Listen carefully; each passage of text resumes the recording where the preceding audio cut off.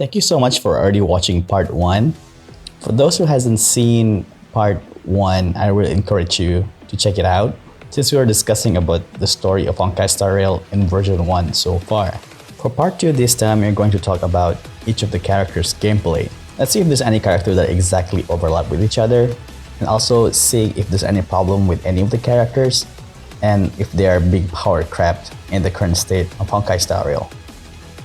Keep in mind, for 4 stars unit, I will include their full Eidolon potential, since at some point everyone will have a good chance to actually get all their 4 characters to reach Eidolon 6. But I will keep the 5 stars at Eidolon 0 since not everyone will have a 5-star characters that is above Eidolon 0 on average. Before we go into the meat of the content, please do leave a like and subscribe to my channel and help me to reach my goal of 1,000 subs by the end of the year. I am making a discussion and run videos every week so that we could criticize and find the potential of the game that we love playing so much as part of our constructed criticism. So in the future, hopefully the game will go towards the direction that the consumer wants, especially games like Genshin Impact and Honkai Star Rails that needs constant improvement as a live service game. Enough stalling for now, so let's begin. Let us start with the Destruction Gang. As of now, we have 8 Destruction units, which is the highest, and comes after that is Nihility. I would say, despite this path having 8 characters, they are all from different elements if you don't count Trailblazer. So the first version, I think the developers did a good job spreading their Destruction characters quite evenly in terms of elements. Let's see if any of them are competing against each other so much at this point. First, let's start with Clara. Clara? She's a physical destruction unit with her main gimmick as a tanker with a counter, with some AoE capabilities with her skills. She's very fun to be brought against boss enemies that can attack multiple times, since she can counter each time she gets hit. She also really enjoys company of allies that can redirect aggro to her. So March and Link's really happy to be in her team. In terms of pure damage, she's still lagging behind a few other destruction units, but you're able to do some kind of crazy shenanigans with her in Simultaneous Universe. And at this point, her playstyle is very unique.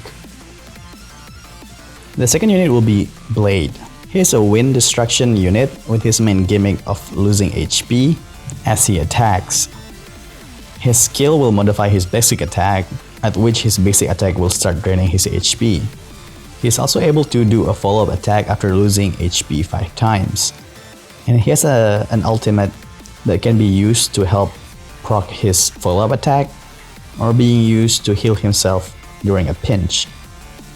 But he does not work well with any shielders like Jeopard or March, since when he's being hit with a shield on, he doesn't lose HP.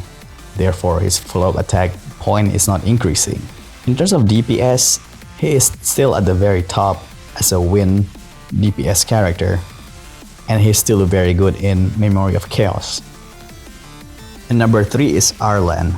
He is an electric destruction unit with the main gimmick being somewhat similar to Blade, but not exactly. While Blade uses his HP as a resource mostly, Arlan, his HP defines his state and power. The lower his HP is, the stronger he will get. If I'm going to give a comparison with Genshin, Arlan is probably like Hu Tao, while Blade is more like a Fontaine character. Arlan really wants to stay in low HP, but as a destruction character, his aggro is quite high. So he needs preservation character to help him to stay in the fight and not abandon his teammate since he doesn't want to be healed. He is a lot harder and riskier to play, which is why he's not as popular. So he's quite easily power crept by other destruction units at this point, but he's still very viable if you really like in using Arlan.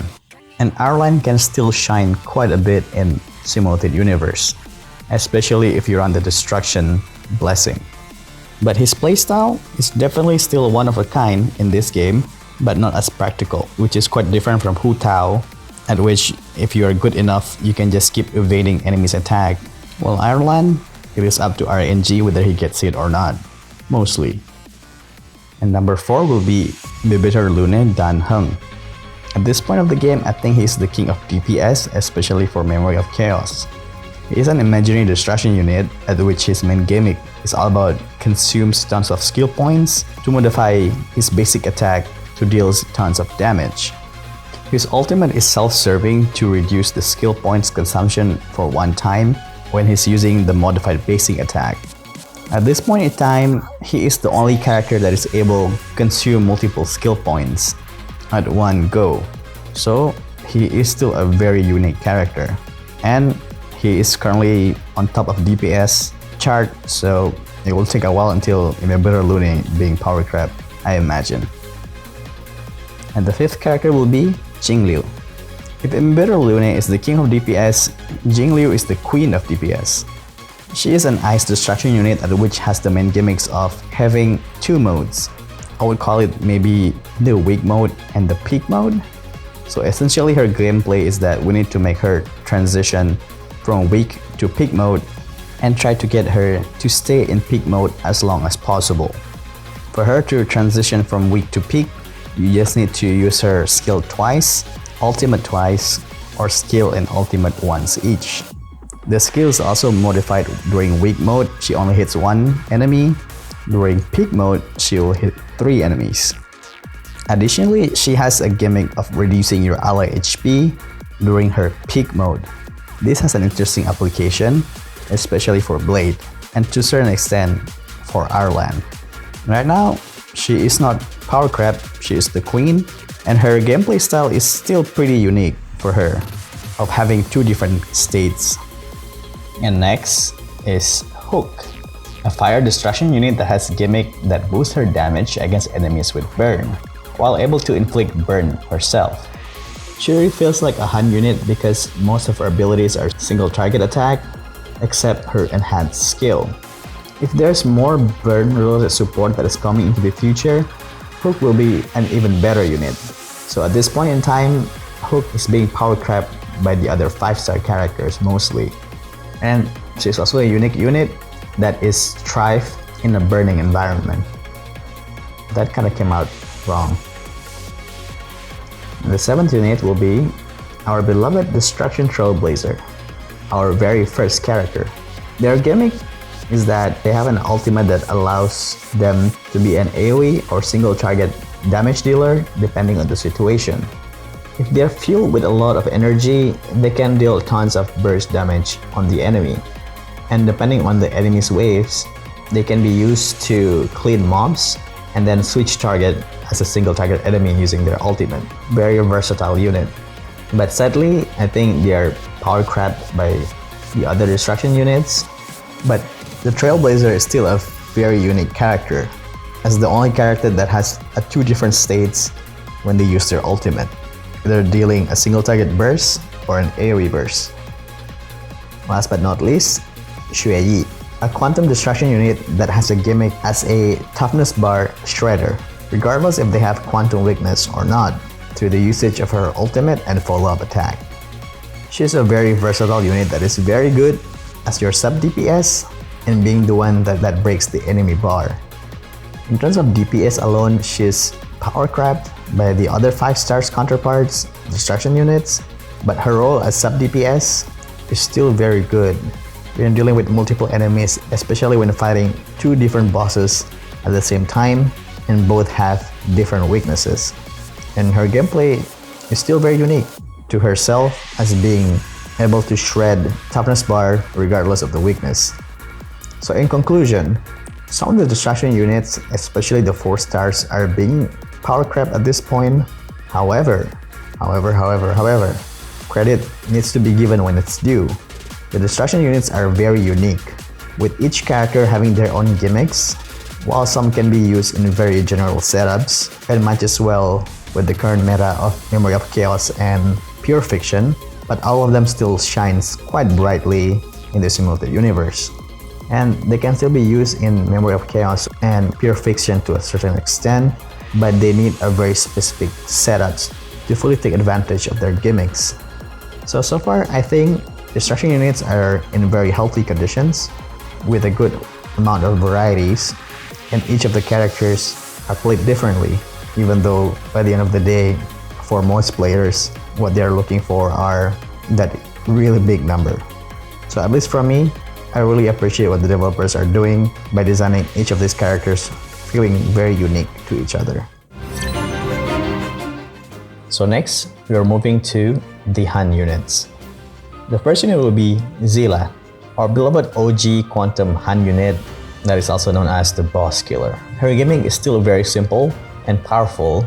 With every time she kills an enemy, she will immediately take action, be it from normal attack, skill, or ultimate. On top of that, if she gets buffed with anything, she will obtain a resistant penetration, which at the beginning of the game is really unique to her and Dan Hun.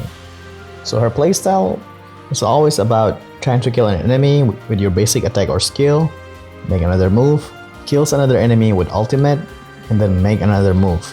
And she can take up to 4 actions with this, which is why Zilla is still an amazing boss killer at the current state of the game, especially with boss that brings mobs. Zilla is currently not power crap since she's still unbeatable when it comes to killing Quantum boss, and her playstyle is unique for herself as well, as she can keep moving as many times as possible, especially if you're bringing Bronya, and perhaps Sparkle in the future as well. And the second unit will be our man that causes the drama, Dr. Veritas Ratio himself. He is our last new unit before Major version 2 as an imaginary Han unit. His gimmick is pretty simple, using skill to a debuffed enemy to perform a follow-up attack, while at the same time applying a debuff to reduce the enemy effect resistance, while enjoying some buffs on himself while attacking debuff enemies. His ultimate also allows his teammate to proc his follow-up attack, so he really enjoys bringing a team that helps him debuff the enemies, especially those who can inflict more than 3 different types of debuff by themselves, like Silver Wolf for example. As for Dr. Ratio, I think he's not power crap at all, with his main competition is only Imbibitor Lune, but Imbibitor Lune has the shortcoming of a difficult skill point management, while Dr. Ratio is not as greedy as Imbibitor Lune. And his playstyle, though, seems similar with Topaz, which I will discuss much more during her part of the video. They do achieve a similar things, but the way it's handled are different. And the third unit is Yanqing, the always bullied Ice Han unit. And his gimmick is all about always using his skill to keep himself in a buff state and praying that he doesn't get hit before he's able to make use of that buff from his skill. During this buff state, he gets a lot of crit related buffs and also able to perform follow-up attacks with a chance to freeze the enemy. Currently, Yanqing is still doing okay, I think, with his direct competition being Jingliu. When it comes to killing a single target boss, he's still doing a very good job, comparable to Jingliu, providing that he doesn't get attacked. And his playstyle is quite interesting and unique to a certain extent, since there's no one in the game that loses buff when they get hit. And the fourth unit is Topaz, a Fire Hand character. At the core, Topaz and Dr. Ratio does the same job, at which you are defeating enemies through follow-up attacks. But the way they perform the follow-up attacks are different. Dr. Ratio will instantly perform a follow-up attack to the enemy marked by his ult or while he's using his skill, while Topaz will summon a separate unit, Nambi, that will always be considered as follow-up attack unit, at its core, Topaz will move forward Nambi's turn, depending on how often the enemies are hit by follow-up attacks. That includes Topaz basic attack or any kinds of attacks during ultimate. With this condition, Dr. Ratio will only help Nambi or Topaz to take more actions. So instead of Dr. Ratio completely replacing Topaz, it's more like they are complementing each other and works really well together. So as for competition, people would think that Dr. Ratio power crap Topaz, but not exactly the case. And her other fire DPS competition is Hook, but Hook really thrives on burn environment, while Topaz is all about that follow-up attack. And she's very unique. She is the second person that actually has a summon, with the first one being Jingyuan, and also being the only person that has a basic attack considered as follow-up attack. And number 5 would be Sushang. She's a physical Han character that has a gimmick centered around her ultimate and breaking the enemy toughness bar as soon as possible. Her ultimate will make her skill to be upgraded to deal extra damage, while at the same time, fast-forwarding her action to immediately take an action. If Zilla can act more after she defeats an enemy, Sushang can act more every time she uses her ult.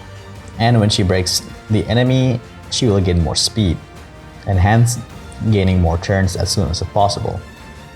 So is she power crap? At least I don't think that's the case, with her main competition being Luca and Trailblazer, but Sushang really excel at moving as soon as possible and killing a single target enemy very fast, so she strives so much against enemies with physical weakness. Unless you have a broken Zilla with Eidolon 6 and Refinement 5. But with Zilla's F2P build, I think Sushang can compete well with her. And is she unique? At least I think that's the case. She is the only unit that is able to take action immediately after using her ult. The other one being Imbibitor Lune, providing that you have Eidolons for him. But we don't count a 5-star Eidolon, as I mentioned at the start of this video. And last but not least is Dan Heng, not the Imbibitor Lune one. You might think that Dan Heng is like a weaker version of Zilla, and you might think that most of his kits are very similar to Zilla but weaker, including taking a turn after killing an enemy and getting a resistant penetration when he's in buff state. But he's a bit different from Zilla. First, he has a weaker version of Zilla's gimmick of getting action after killing an enemy that only works if Dan Heng kills an enemy with his ultimate. But he has an extra gimmick at which he can inflict slow on an enemy if his skills deals critical damage, and his ultimate will deal even more damage on a slowed enemy.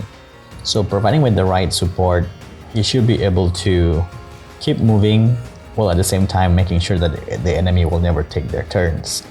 For example, putting him on the same team as Weld and Bronya. So is he power crap? I think at the surface, he is power crap by Zilla if we're only looking at numbers, but he can still shine on the right environment. And even though he doesn't seem like a unique unit, but in fact he's just a unit that really needs a lot of setup to deal a lot of damage. And he always revolves around inflicting slow on the enemy. And that's all of the Han characters. The Han is still in a very healthy state, with the one that can be compared most likely Zilla and Dan Heng due to their similar kit. But in fact, some of the characters are even complementing each other, like Dr. Ratio and Topaz. And all of the characters' elements differs from each other. So in conclusion, it's quite the same as Destruction. There are some characters that work in general situation better, while others will shine on a more specific situation. And they still perform very well when it comes to defeating a solo boss, perhaps even more than Destruction units. Next, let's move to eruditions, and currently there are 6 units. Start with Argenti, our latest erudition unit with physical element. His main gimmick is mostly generating energy as much as possible by taking any actions to defeat the enemies, and then use his ultimate to kill even more enemies. But Argenti is one of the most unique characters at the moment due to his ultimate having 2 versions. The level 1 is very suitable to clean up small mobs, and the level 2 is very good to clean up mobs and then dealing tons of damage against the medium to big enemies. And the second level really opens up his visibility against solo bosses. Argenti is only setting up a precedent for future characters of having multiple levels of ultimate. So now we know that is possible. Is Argenti being power crap right now? For single target scenario, sure, you might want to bring Sushang even to replace Argenti, but against mobs, he's the king. The second unit will be Jingyuan, an electric erudition unit. It focuses on dealing AoE damage to all enemies, which for Jingyuan, he's able to achieve that through his skill, ultimate, and his follow-up attack.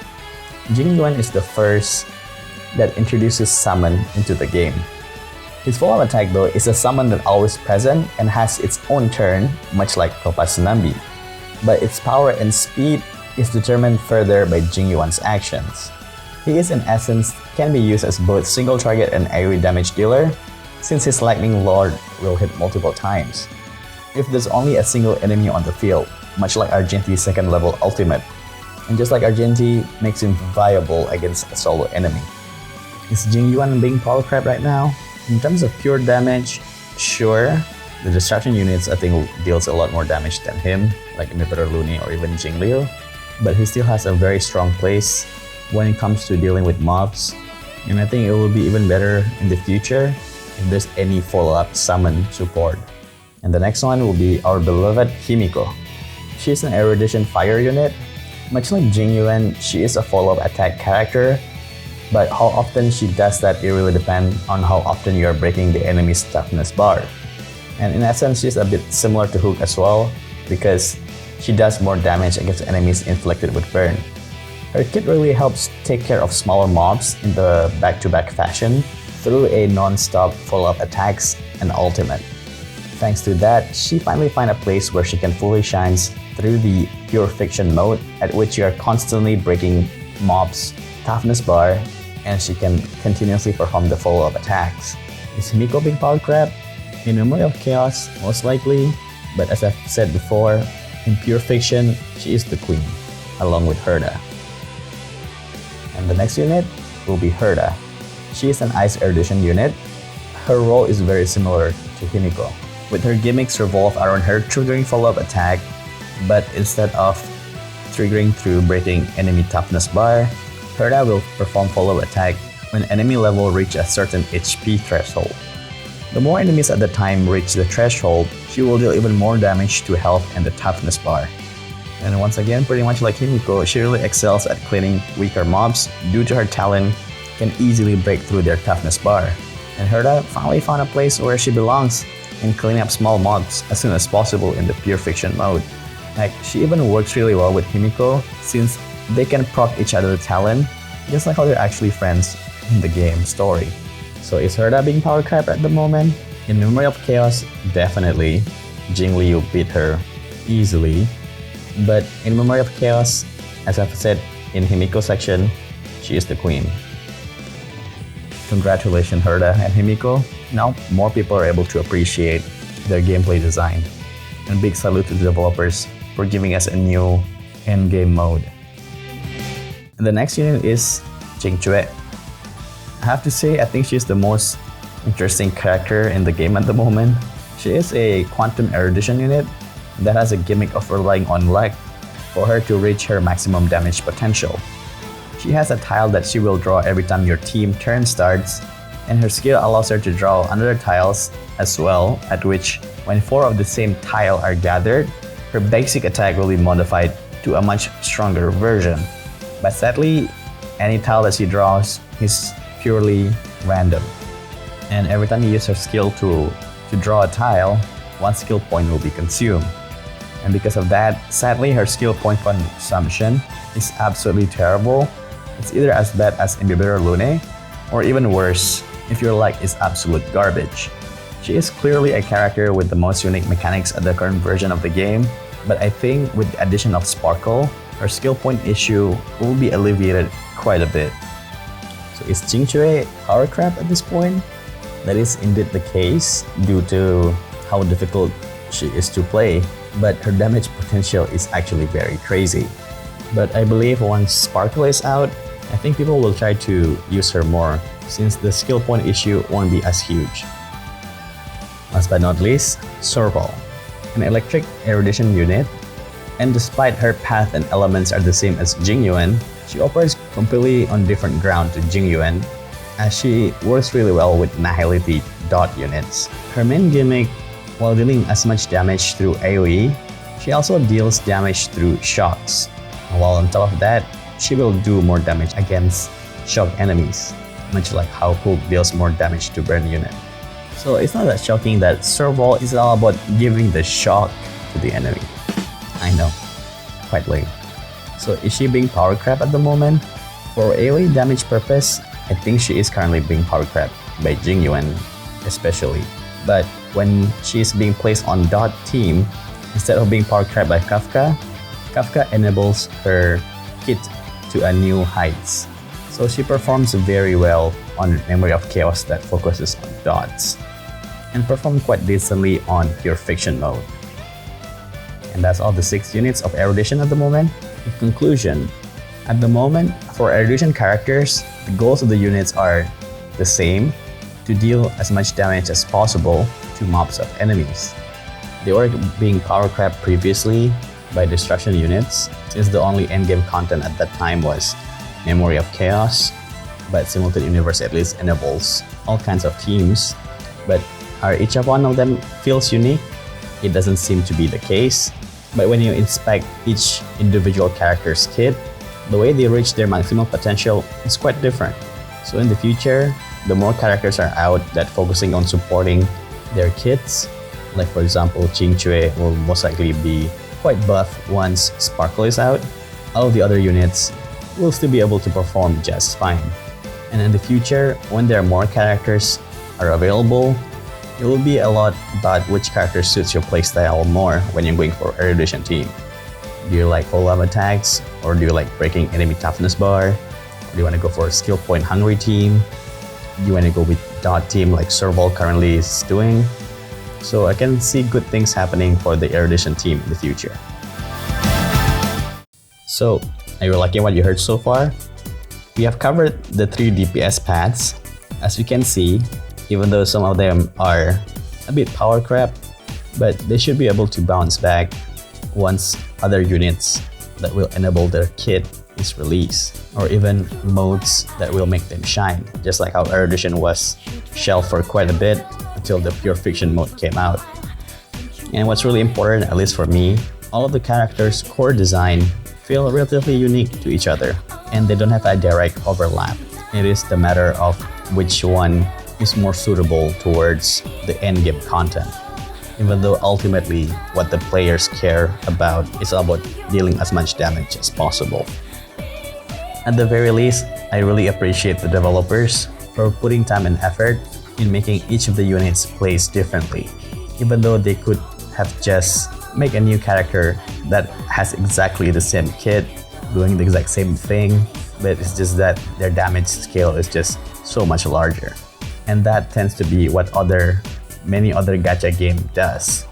Oh, now before we continue with the next path, let me just promote my channel a little bit.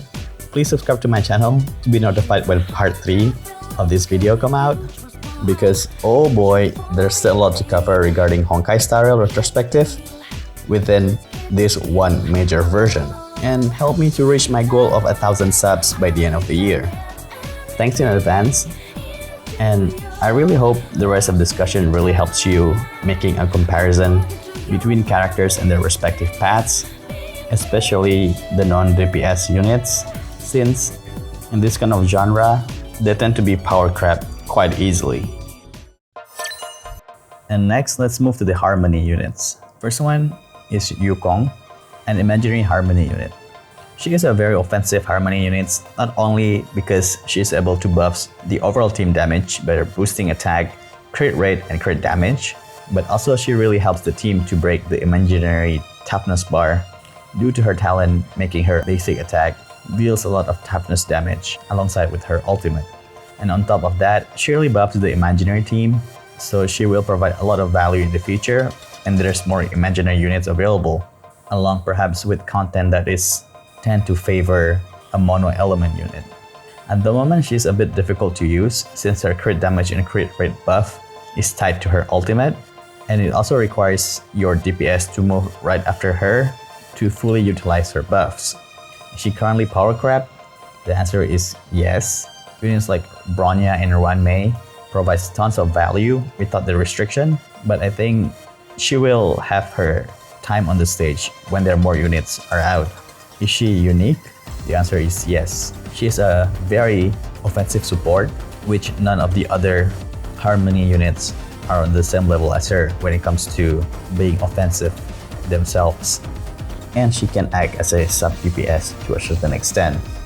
And the second unit is our harmony queen, Bronya, which she is a wind harmony unit, and her gimmick is extremely powerful because because she makes an ally immediately taking action, while at the same time purging any debuffs on them and increasing their damage at the same time, while also having a very strong ultimate to buff your entire party damage potential even further. But the drawback of her is that even though she's very powerful, she is a very skill point hungry, which makes her skill point management to be quite difficult for units that's like to consume tons of skill points, like in the Bitter Lune, when he's being paired up with Bronya.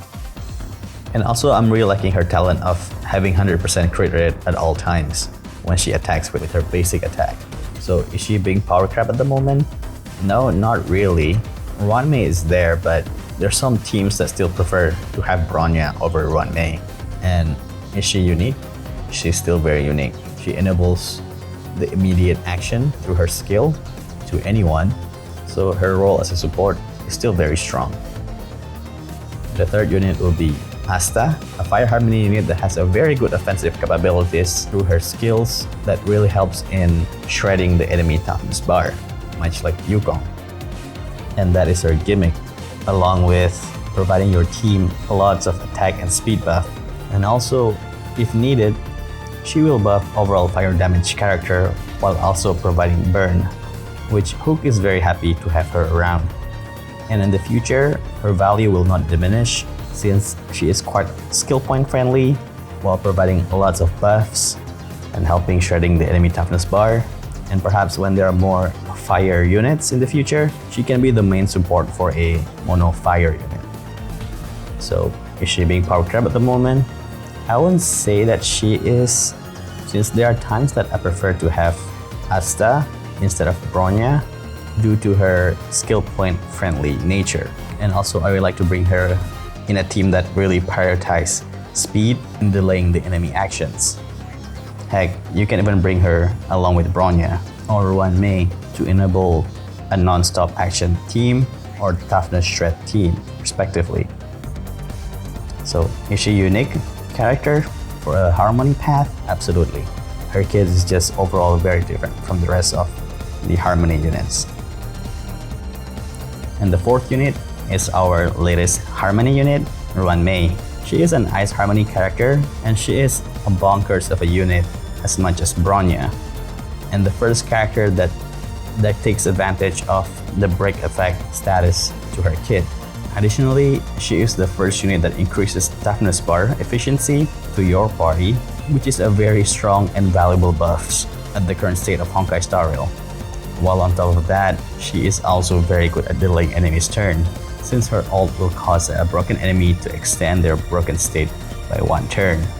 And on top of all of these unique effects, she also provides her out damage buff along with elemental resistant penetration to your whole team. Truly a bonkers unit. I can't believe they stuck so many buffs to just one character. And I can see that in the future perhaps we're going to get some 4-star version of Ruanmei that might be able to do some of her stuff like break efficiency or giving elemental penetration buffs. So is she power crab? Absolutely not. Too strong for support at this point. Is she unique? She is very unique, due to all the reasons that I've mentioned previously regarding the buff that she can give to your teammates. Next is Tingyun, an electric harmony unit that is still able to compete with all the other harmony characters, even the 5-star ones. With her skill gives attack buff while making them taking a little bit more electric damage, and this buff lasts for 3 turns, which makes her a very skill point friendly unit. And her ultimate is the one that gives her so much value.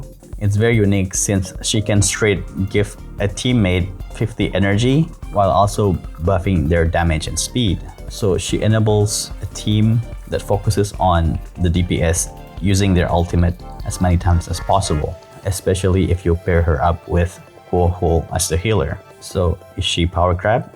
I don't think so. Because personally, there were times that in Memory of Chaos, I couldn't 3-star the challenge with Bronya or Ruanmei, and Tingyun actually helped me clear it with 3 stars, since the gimmick of Memory of Chaos at the time is all about using your ultimate as many times as possible. So is she unique? Yeah, I think so.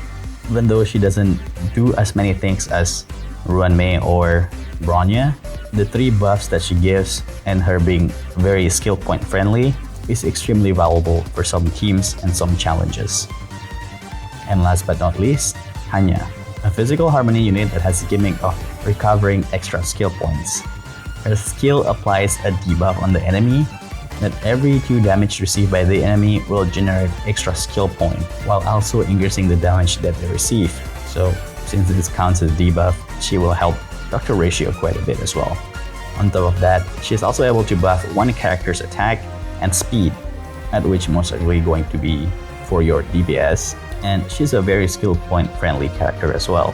Her addition to the game really helps Team Imbabero Lune since they could get a bit more breathing room with the extra skill point. So is she power craft? In terms of general usage, sure, but there are times when the challenges that we are facing requires a lot of skill point consumption. At this point in time, I don't know if she will be power craft by Sparkle, but if anything, they might work together really well, especially for Imbabero Lune team. So is she unique? Absolutely. She is currently the only unit that allows us to recover more skill points, while at the same time provide a little bit of debuff and buff to enemy and friendly unit respectively. All Harmony units' main purpose is a buffer. The way they are played are quite different, especially at this point all Harmony characters have different elements, but different challenges will require you to bring a different Harmony units. Even though the high rarity units is more universal in their usage, in certain situations the 4 stars will perform better than the 5-star ones, like how I described about my Ting Yun's case. But let's recap if you don't remember what I said about Ting Yun's case. During the Memory of Chaos that has gimmick around using ultimate, you might want to bring Ting Yun instead of the other ones, since she can provide energy to your main DPS. Or if the challenge revolves around shredding the enemy toughness bar as many times as possible, you might want to bring Asta instead, since she can speed up your whole team before one turn is over, while at the same time she can shred the enemy toughness bar herself. I would say the current Harmony roster is very healthy and doesn't have that much power creep, if none at all. It is about bringing the right Harmony units for the right situation. But the very important thing that I want to say is that in the future, it will be difficult to design many more unique Harmony characters, so I would assume that probably you won't get as many Harmony units within Major version 2 after Sparkle, perhaps a few 4-star characters maximum, unless they are being designed around a completely new mechanics or improving a certain paths or elements, like Sparkle is enabling increasing the maximum skill points, and in the future we might get a Harmony unit that focuses on only buffing a certain paths or elements. For instance, they only buff destruction units, or they only buffs fire units, like some of the Harmony units are already doing at this point with Yukong and Asta. The next path that we're going to discuss about is the Nihility path. Currently there are 7 units of them, and let's see what other characters are capable of doing at this point in the game. First is my favorite unit in all Honkai Star Rail, Welt Yang. He is an imaginary Nihility unit with the gimmick of all about trying to slow down the enemies and disrupt their turn while dealing a considerable amount of damage. So basically he's a debuffer that acts as sub DPS at the same time. Well is able to slow down the enemy through his skills, imprisoning the enemies through his ultimate while makes them take more damage, and also trying to imprison them as soon as possible by breaking through their toughness bar very fast, since his skill is multi-hitting pretty much like Asta, and he's able to shred the enemy toughness so much faster against a solo target especially. And I especially like this unit because his ult will allow us to disturb boss second or third action, which many times will put you into so much advantage, while at the same time it might be able to save you at the very pinch moment, especially against bosses that has 3 turns like Pantalia. So is Welt power crap at this moment? I don't think so. His role to slow down an enemy and imprisoning them at the same time is very unique to his unit at this point, and especially disturbing the enemy's turn is pretty good. And with the right team, you'll be able to prevent the enemies from taking any of their actions. So he's still in a pretty good spot at this point. And is he unique? Pretty much, from all of the reasons that I have described so far about Weld. He's very suitable for a long fight, but if you're rushing for a quick win, you might not want to bring Weld. And the second nihility unit will be the mother of all Honkai Star Rail, Kafka herself. She is a lightning nihility unit with the gimmick of triggering dots before the enemy turns. Since dot is always triggered at the start of enemy turn, dot team wasn't that great and considered to be a bit slow. And now she's considered as the mother of all dots since she can trigger all element of dots with as many stacks as possible, which really increases the playing value of all other dots units. Additionally, she also has a follow-up attack that triggers from other units' basic attack while applying shock, which during her turn again, she can trigger it again using her skill or ultimate, which is very good for skill point friendly units that likes to do basic attack. So her existence alone is what makes Dot Team to have a big presence in clearing challenges and compete with the traditional DPS character. So is she power crap? Not at all. As I mentioned, her role is very important for Dot's team. Is she unique? Absolutely, since she is the only character that is able to trigger dots outside the enemy's turn. Next is Silverwolf, a quantum nihility unit that specializes in debuffing enemy with any kinds of status down, while at the same time, she also the only unit that allows implanting weakness into the enemy, which makes her a highly sought on many mono-type team. However, all of her skill is single target, so she falls off quite a bit when dealing with waves of mobs challenge like the pure fiction. But against the kinds of enemies, she's very crucial in the team. So is she power crap? Not at all. You might bring other debuffer instead of Silverwolf in pure fiction, but in other kinds of content, she is still a very relevant unit to have. So is she unique? Absolutely. Nobody has a similar kits to her when able to applying all types of status down on top of applying weaknesses and reducing the enemy elemental resistance to that weakness. And the fourth unit is Guinaifen, a fire nihility unit that has gimmicks of applying fire dots, giving effect resistance down, while also increasing the damage received by the enemy. She can also easily produce fire dots into the enemies through her skills or basic attack. Her ult immediately triggers fire dots without waiting for enemy turn, much like Kafka's kit, where of course Kafka triggers all elemental dots. The debuff to increase the damage received by enemy is pretty good since she can be used outside Dot's team. Like for example, Hook will really enjoy her company in the team because she will also provide burn damage that will make Hook's damage even bigger. So is she power crapped? If it comes to debuffer, she will still lose against Pella and Silverwolf, but in Dot's team, her presence is actually still very relevant. But of course, to make the best out of her Dots, you still need to bring Kafka with her. Is she unique? Some of her kits are quite similar to other debuffers, but she is the only unit that is able to apply burns to multiple enemies. Plus, maybe when we get more burn support, her ult that only triggers burn dots might be very useful. And the fifth unit is our favorite boy, Sampo, a wind nihility unit that has gimmicks of applying wind dot to the enemy consistently through his skills and auto attack. So in essence, it's quite similar to Guinaifen, but his skill is multi-hitting, which is great to shred the enemy toughness bar, especially on a single target, much like Weld or Asta. And lastly, what makes Sampo to be very special at the moment is because his ultimate will apply a unique debuff that increases damage of dots by quite a significant amount. So he's like a must-have character if you want to take your dot team to its maximum potential. So is he power crap? I don't think so. He's still the only reliable way to apply a wind shear consistently. So is he unique? His ultimate by itself is already making him a very unique character because it amplifies the dot damage. And what he does cannot be replicated by other characters at the moment.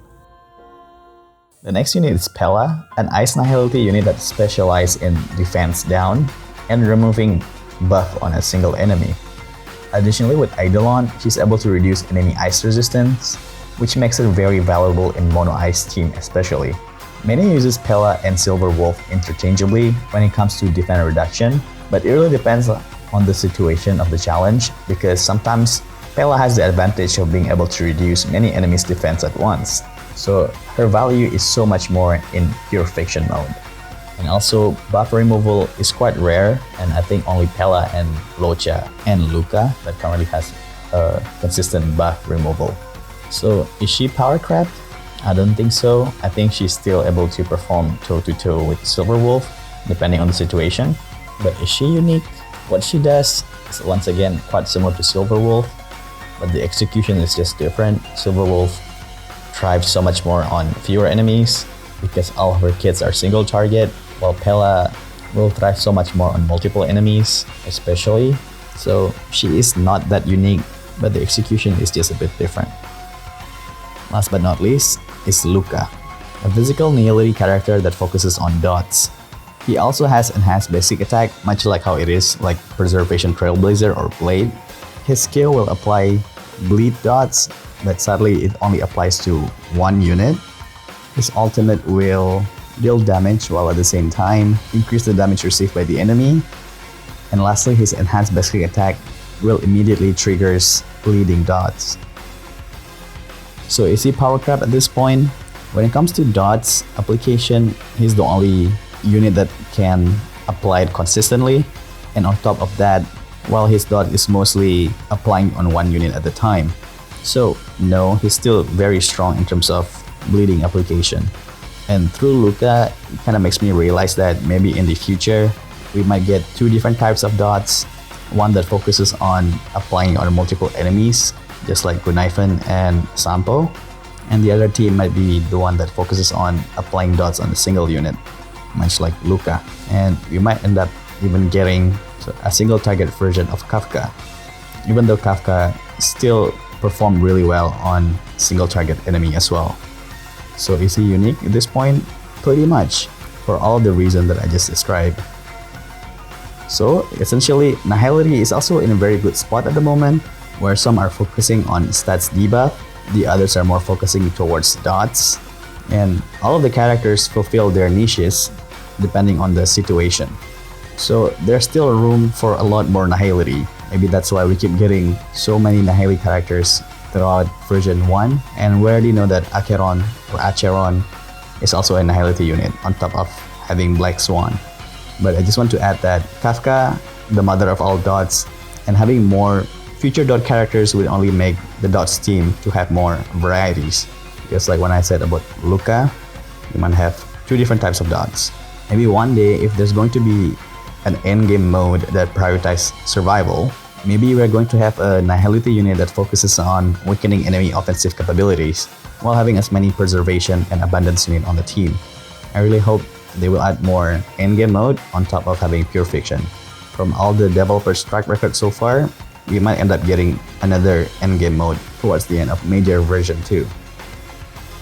And for the last two paths, it might take a bit longer to talk about since they are quite crucial moving forward, because in my opinion, it is quite difficult to design a unique preservation and abundance character, and hence why currently we only have 4 preservation and 5 abundance unit.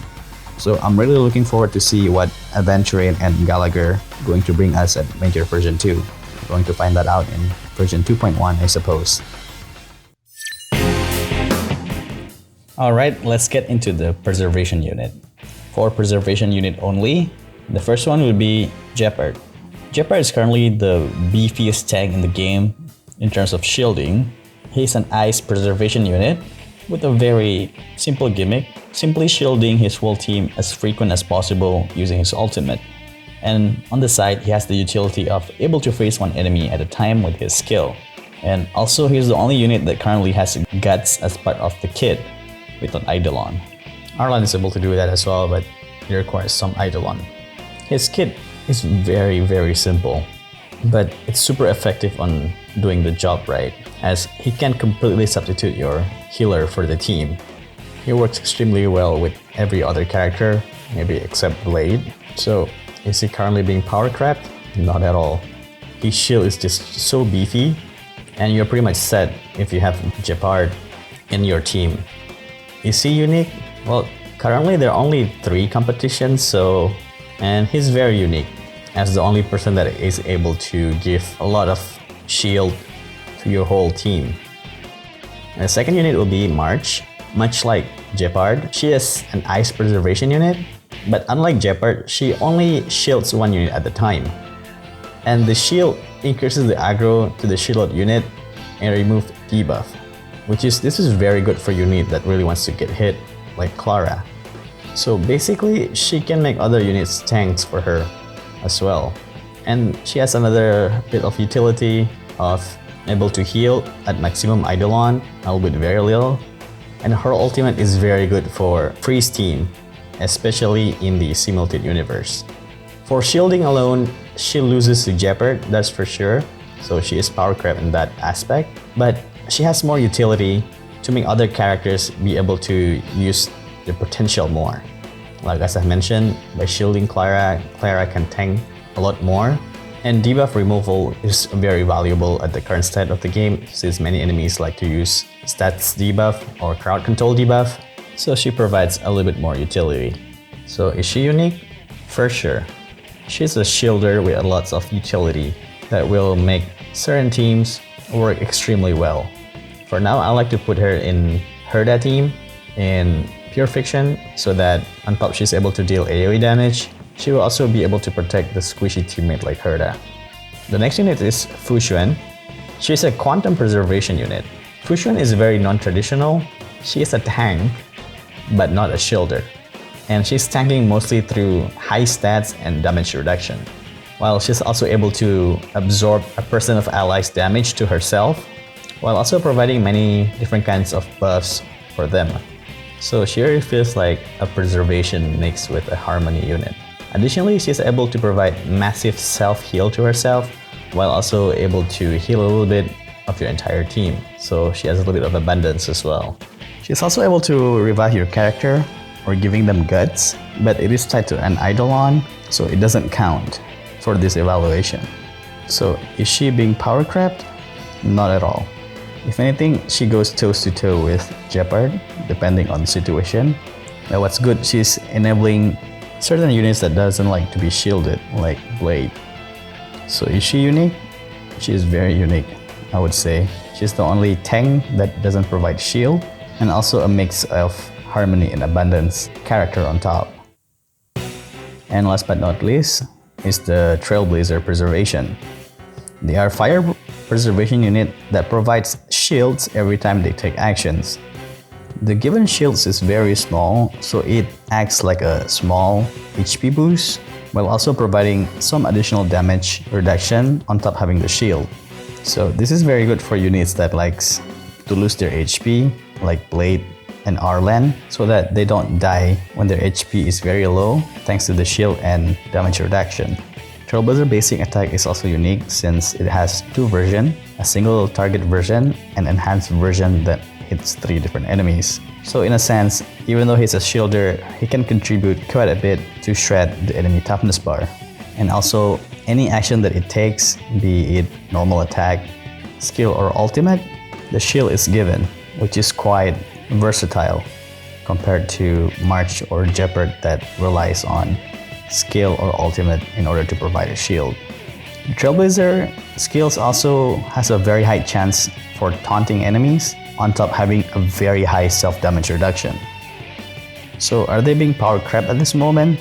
As a sustain unit, they are being power crept by Jeopard and Fuxuan in terms of memory of chaos.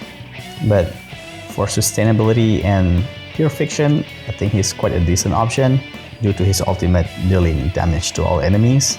And you can pull some pretty interesting shenanigans in the simulated universe with the Path of Preservation using Trailblazer. So he's not completely useless, and I still use him a lot for my simulated universe endgame content. So is he unique? If you only look at the shielding, not really, but his shielding application has so many niches that works really well with certain characters that other shielders cannot give. And as you guys can see, all 4 units are tankers, but the way they tanks are very different from each other. And two of them are even from the same element, Jeopard and March. I think there's a reason why we only get 4 preservation characters so far. It is because the developers would like to avoid having characters that end up doing the same thing, or straight up power creeping the existing unit by having higher number scale. So preservation unit at the moment, in terms of pure sustainability, the 5 stars really power creeping the 4 stars. But just like Harmony units, there are certain characters that are more suitable for general situations, which Fusion and Jeopard would be preferable in that sense. But Trailblazer and March really shines on a very specific situation. Just like Harmony Path, most likely we won't see as many preservation units as DPS units unless they release a new mechanics for the preservation character. Maybe instead of traditional shielding, the character is able to reflect some of the damage back to the enemies. So it is dealing damage on top of being a sustain unit. Maybe other feature that they could add, maybe something like the damage taken by the preservation unit, some of them will be converted into a heal for the other characters. That might be an interesting application. Just trying some ideas out there, maybe the developers can pick it up and we can continue keep getting interesting characters since I love this game so much. And the last path is Abundance. This section will be quite lengthy because at its core, this path role is just to heal your teammates. So there's a lot of overlaps going on with this path. The first unit is Bailu. She's an electric abundance character with a gimmick of healing units multiple times, albeit after the very first instance of heal, it will start healing other characters at random. She also heals when your characters are being hit, which is good for someone that uses their HP as resources like Blade and Arwen at a certain extent. What's very important is that she is the only character that has the ability to revive your teammate without relying on Eidolon. But at the current state of the game, she has a big glaring weakness of not being able to remove debuffs, which at this point, many enemies have debilitating debuffs that might end up really messing up with your challenge run. So, is she currently being power crept? I have to admit, she is.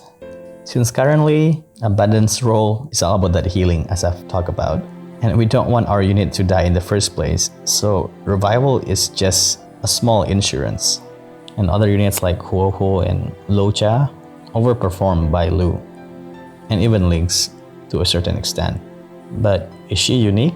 She is very unique, as she is the only unit that is able to revive a character and provide healing when your units gets hit.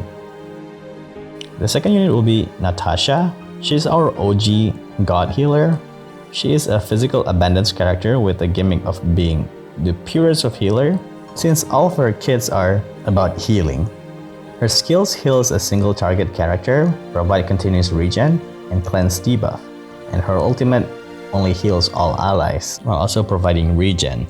But she's also very good for tanking because she has the ability to self-heal when she reaches low HP, and she can use the healing on someone else instead during that emergency moment. I'm gonna talk about her being power crept and uniqueness in Lynx section, which is the next character that I'm gonna talk about. So the third unit is Lynx. It's in essence very similar to Natasha, but Lynx has more gimmicks. Her skills heal, increases max HP, and gives continuous regeneration, while at the same time increases the aggro for preservation or destruction units. Her ultimate heals and cleanse debuff for all allies. So from the description so far, it seems like Lynx is more useful than Natasha, right? But this one thing that I'm not sure since I haven't fully maxed both units, so correct me if I'm wrong. Natasha is a pure healer and has a higher overall healing numbers, but she excels at healing those who are very low on HP. Natasha is also good if you're fighting enemies that doesn't deal whole party debuff, as she can just remove it with her healing skill, especially if she is fast. While on the other hand, Lynx has more utility, but slightly lower healing numbers, and is able to perform a whole party cleanse, but that is locked to her ultimate. So if we're talking about uniqueness, these two seems extremely similar, but if you look at their core kit, they are slightly different. With Natasha really excels at healing everyone with higher numbers, especially for those who are low on HP. Lynx is in general much better since we want to avoid your characters be in that low HP state in the first place. I'm not sure, but I think Lynx is preferred compared to Natasha at the current state of the game. So Lynx has power crept Natasha in general. What do you guys think about it? I tried my best in understanding both of these characters. I'm not an expert at character gameplay design, so those who are actually more experienced in this, please do leave a comment about it in the comment section. Sorry, these particular characters are a bit long since I wanted to discuss the performance of these two very similar characters. And these two characters are the only one in the game that have kits that is too similar with each other. So the fourth abundance unit is Locha, the god of healing since his release. Locha is an imaginary abundance character, which is kind of crazy. He's also imaginary like well. His skill heals for a ton on a single target, and it removes debuffs. His ultimate is able to remove enemy buffs, which is great since having buff removal on enemies can be lifesaver. So he has a little bit of nihility property in his kit. His talent is also great since it allows an auto heal after reaching a certain threshold, and also it creates a field that heals after you deal an attack, be it skill, basic attack, or ultimate to all allies. In terms of usage, Locha makes the other healer somewhat replaceable, but not exactly since he likes emergency heals when you're facing enemies that can take your whole team HP by over 50% and you don't have your passive field up. And he's also the only abundance character that currently has an offensive ultimate, so he's quite unique in that sense. So is he unique? He's the only one that can provide a healing field and also have a little bit of offensive utility on him in form of buff removal and helping with toughness shredding. And last but not least is Huo Huo, a wind abundance character that has gimmick of having offensive support kit on top of healing. Her skill heals up to 3 people and remove debuffs on the main target, while her talent is able to perform regeneration and also remove debuffs when a character is starting their turn. So she essentially can make a debuff becomes somewhat irrelevant on your characters. And her ultimate is literally a harmony ultimate that gives energy to all units while giving attack and speed buffs. So is she currently being power crept? In terms of pure healing, she's just behind Locha in terms of universal usage, I think. But overall, I guess she performs as well as Locha, depending on the situation that you are in and who your teammates are. For instance, teams that relies on spamming ultimate might want to bring Huo Huo thanks to her ultimate giving energy. And also when dealing with enemies that stack multiple debuffs, Huo Huo will perform so much better than Locha. So is she unique at the moment? She is. She's the only abundance unit that is also has quite substantial amount of harmony element in her kit. So in conclusion, when it comes to abundance unit, what really matters at the current state of the game is how well they are healing and how easy they are to cleanse debuffs on your characters while providing some utility. And so we could see that pretty much Natasha and Lynx are operating similarly at the moment, but I think at this point Lynx is more preferred than Natasha due to her utility. Correct me if I'm wrong. And just like the preservation, it is quite difficult to design an abundance character that is unique since their main objective is to heal and cleanse, while at the same time they are not designed to provide too much utility, otherwise they might end up taking the role of a harmony character. So I think in the future, going around power creep while making a new abundance character will be very difficult unless they are being designed to accompany a certain path or certain element. I don't know. What do you guys think about abundance characters moving forward? We have Gallagher coming in 2.1. I really hope that he's not just an improved version of Lynx or Natasha, but I hope he can provide a more unique system to the current Honkai Star Rail combat. One idea that I can think of, an abundance unit that is offensive, but every time they deal damage, they actually heal your teammates. So I'm really looking forward to see the creativity side of the developers of Honkai Star Rail, since in this game we'll have tons of characters released within one version alone. We have no idea how the game's gonna look like when it's over 3 years old, like Genshin. And that's all of the retrospective part 2 of this series. I really hope some of the discussion topic can give you a better sense and understanding of how each of the characters are being designed in terms of their core kit and mechanics and interactions with other characters. And on top of that, also the current power creep situation in Honkai Star Rail. And appreciate how well made and well thought each of the characters are. If you're looking at their kits in details, and not many characters are overlapping with each other. Even though many characters are better in general to be used, but even those who are rarely used still have a very good spot to shine in certain situations. I really hope that in the future, there's going to be a new mode that can make the most out of abundance and preservation unit, maybe like a survival mode, so we can have all of the characters to be useful and not forgotten. Since I played a couple of different gacha games, like FGO for example, that game has so many different units, and many of them are just being power crept so easily and just lost and forgotten to time, which is quite a shame. Anyway, thank you so much for watching. I hope next year, when Major version 3 comes out, you can revisit this video and see how much Honkai Star Rail has changed when it comes to their characters, the combat due to the interaction between characters, how much power creep has been done just within one version, is there any character that's been ultimately power crept and lost to time. This is one of the main reasons why I really want to make this retrospective video, discussing each of the characters standing at the current version of the game. And if you like what you heard, don't forget to click that like and subscribe button and help me reaching 1,000 subscribers by the end of the year. I like making analysis video like this and inform the other players things that usually are not noticed by many gamers in general. And look forward to part 3 of this retrospective series.